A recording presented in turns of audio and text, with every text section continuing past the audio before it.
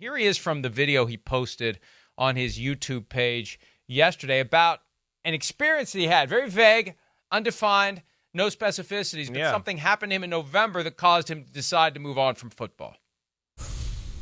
Like I said, I couldn't breathe, so I ended up calling 911, and I think I'm talking clearly on the phone, but they can't make me out or make out much of what I'm saying. So I realized I kind of had to like go with the nodding and like breathe deep. And then they finally like got my address, and I'm like, damn, like I'm just dying on this couch and nobody knows. It was a very like humbly, very scary event, you know?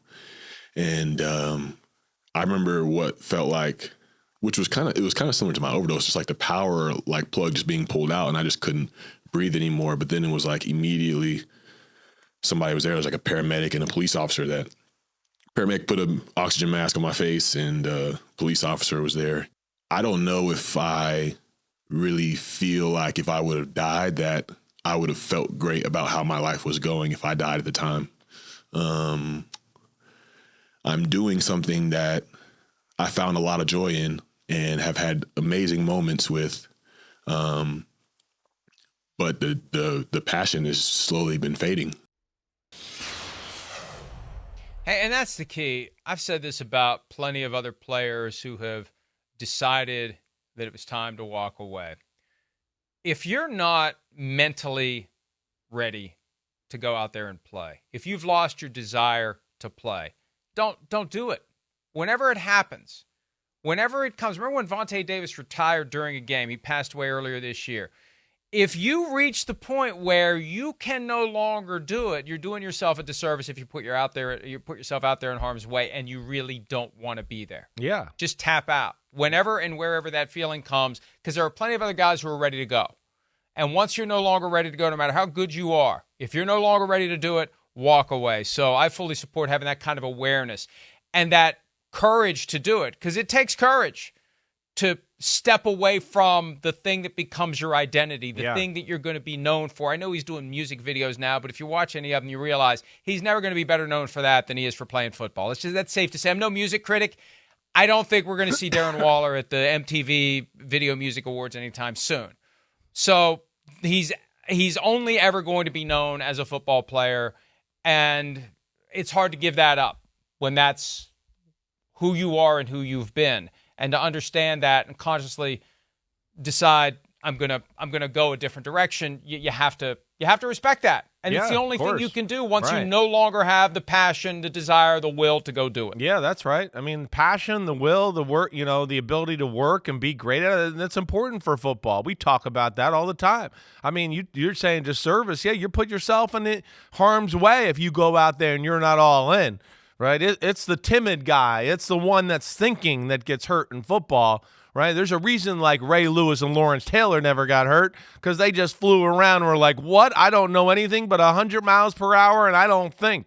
Usually, the physical team stays healthy. That's the way it is in football. Yeah, so you're doing a disservice to yourself, the team, everybody when you're not totally emotionally invested. It doesn't sound like he is. Sounds like he's realized there's more to life, and I think you couple that with managing the leg issue and the knee issue and all that, he's probably exhausted by it. I'm honestly shocked it took this long, right? You know my thoughts on this. If you got one foot out the door, you're out the door. Like, you're done. And it feels like a foot's been out the door since March. I mean, we've had this conversation. If we're thinking that, in depth about retiring, my most thought around football is, well, you're kind of retired then. Because, football players, it's hey, I got to get better at football. Wait, the season just ended. It's 4 days ago. Oh, wait, I got to get ready for the next season. Here we go. I mean, so that's just a rare thought for any football player to have in general. And just like you said to start the segment, not surprised that this came to this at this point. The explanation about what he described as a near-death experience from November of 2023. Yeah. Look, I mean, he obviously he survived whatever it was. It might have been a panic attack. Yeah, it could have been anything like that. Disclose what it exactly was. Right. I'm looking at his game log from last year. The Giants played at the Raiders on November 5. He did not play in that game. He didn't play the following week. He didn't play again until December 17th. So he had 5 straight games he missed. I don't know if this thing happened in the early days of November, and that's why he didn't play for 5 weeks. I don't remember anything other than hamstring or knee or some type of leg injury. I don't remember right. No, I think that's what any it was. type of illness being disclosed by the Giants. But it sounds like he went through something, and we don't know what it was. And frankly, at some level, the Giants better hope he doesn't elaborate too much, because there could be, even though he didn't play in those games, and I assume he was properly ruled out with whatever injury he had.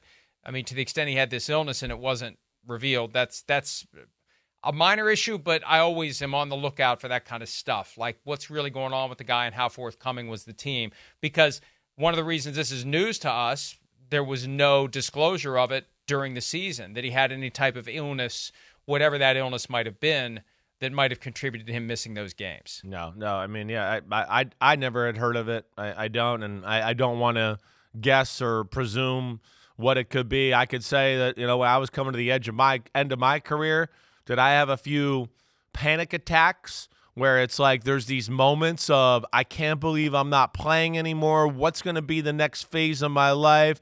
What am I going to do? Where's life going? And to what you explained, wait, I'm a football player. I've only thought about being a football player. There's something else, and you hit that realization of, wait, this is going to end, or I got to move on, or I'm missing something in life, which he referred to. Obviously, there was something there he's not happy with. He's saying if he died right then, he wouldn't.